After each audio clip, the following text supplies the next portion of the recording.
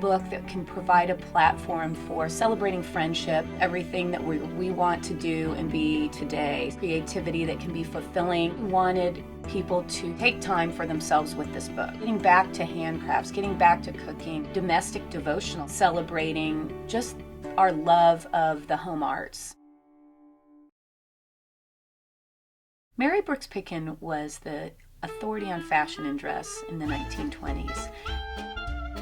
In 1916, she founded the Women's Institute of Domestic Arts and Sciences in Scranton, Pennsylvania, which offered correspondence courses in sewing, cooking, and millinery.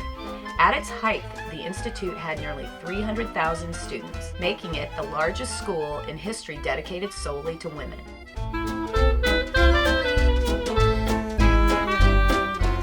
Mary Brooks Picken was all but forgotten as a public figure, and I wanted to keep her story alive. What was most exciting to me when I discovered Mary Brooks Picken was her connection with women's entrepreneurism. She truly created a platform for educating women on opening their own business back in a time where that was nearly unheard of.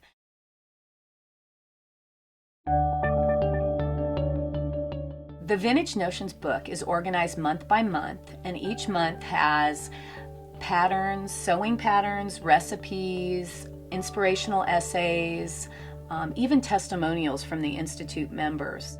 The patterns range from everything from purses to a cape in the winter to make, a little rose. Actually, the flower I'm wearing is one of the patterns that's in the book that people just love. Back of the book, we added a glossary of stitches, which we thought would be a nice reference for people to have. We wanted to have a vintage feel, but also modernize it so it really had an appeal for the modern woman.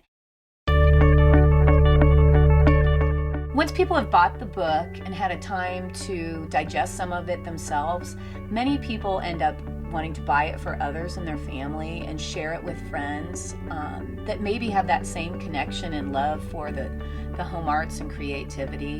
One way that people are connecting with the material is through the book guide that we've created. If you wanted to use the book with a book club or a gathering, it's a perfect platform with lots of ideas for discussion, recipes you can make, and just little activities you can do. Once I found Mary's material, I, within the book, did my own essays of why I feel this material is relevant today.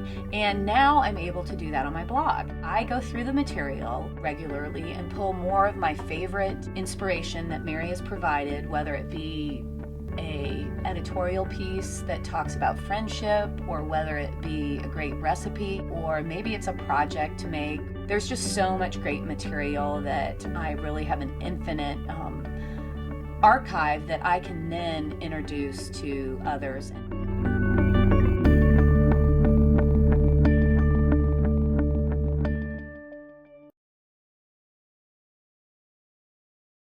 And for me, it truly has been